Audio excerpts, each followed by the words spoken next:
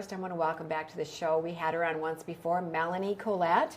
She is with Project 21, and she also has a radio show, Money Talk with Melanie. Welcome to the show.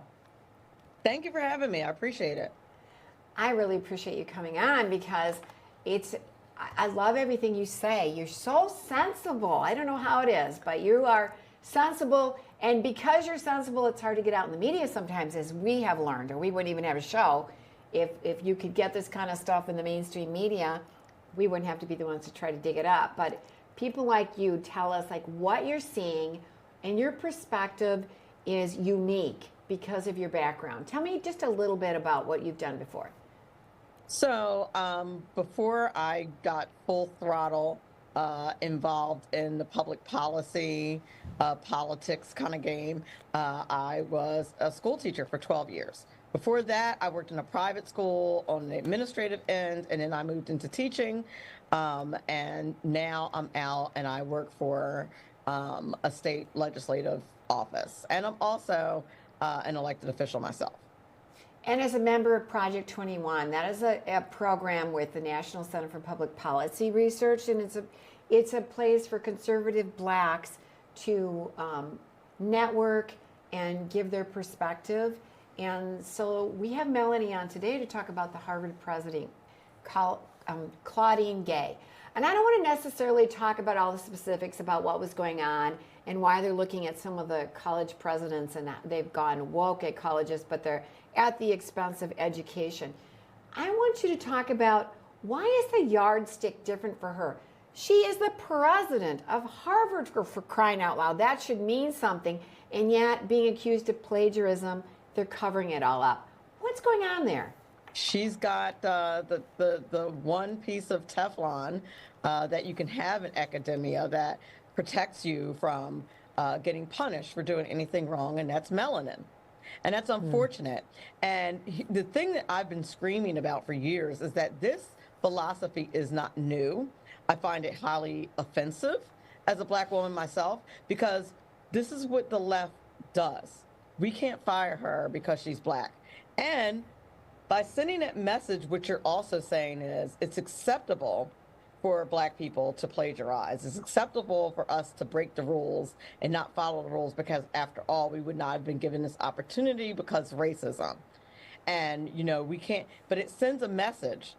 And the message is that, well, how is a black person supposed to be able to be successful without plagiarizing, without, you know, white people letting them go for making mistakes? Or in my case, the biggest thing in when I was a teacher was, you know, letting things slide as far as behavior goes because a student is black. Literally, I've been told this, letting some academic things go. Like I just, it sends the message that we're not capable because of our melanin. And that is what I hate about it, because that is just not true. I mean, and there's been a big thing about like affirmative action, like getting people into colleges that might not have the academic, they are not where they should be, but they're getting in because of the affirmative action, things like that. I mean, it's kind of showing you here that maybe she doesn't deserve it. But now what is it going to say to other students? Say, well, our president did it and she's black, so she maybe just didn't have the opportunity in her childhood or in college or whatever, that this is what happened, so it's okay.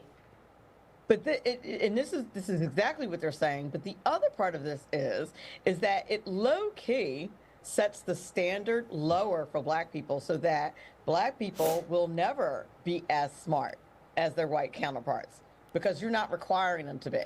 You're suggesting that they're not capable, and that the solution to that is to not require it. I would be all for any program, and quite honestly, it's not just for black and brown kids. There are plenty of non-black and brown people who are in dire circumstances growing up and don't get the education that they deserve from the public education system. So I think anyone who is in a socioeconomic situation where they need help to fill the gap should be given that opportunity to fill the gap. But what should not happen is that the standards should be lowered. It's not necessary to lower the standards. If that kid is stuck in a bad school, hey, how about opening up some school choice there? But we're not going to do that. We're going to keep the kids in public schools, poor public schools, and then just push them through to hold on to certain positions and things like that, even though they are not qualified and don't deserve it.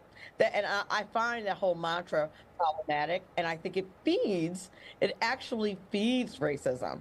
Because if I'm a white person who applied for that job and didn't plagiarize and didn't do a thing, I would feel some kind of way about the fact that she got that job and didn't meet the mark. It's not okay, and it actually feeds that division and racism, in my opinion. Do you see any kind of movement on college campuses from, say, the Black community, where they might stand up and say, we're tired of you marginalizing us, that somehow we're not as smart as anyone else, we want to achieve? Do you see any movement like that? No, but I'll tell you why you're not going to see a movement like that is because they're indoctrinated from day one.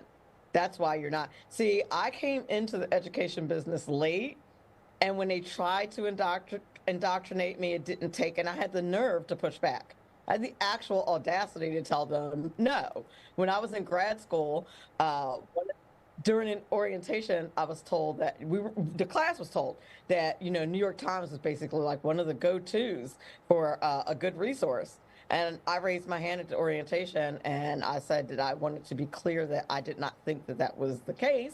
And what about the many op-eds that seemed to skew in another direction, and that perhaps that was not the best resource, and it had not been my academic experience that that was the case. Needless to say, they were not happy. This was at Marist. Oh, my gosh. Yeah, I mean, we're going to talk more about this because the plagiarism was done against a Black woman. What is it? Carol Swain. Mm-hmm. Claudine plagiarized her work, and they're both Black. And so this is getting complicated. Anyways, We're going to talk more about that when we come back. Don't go away.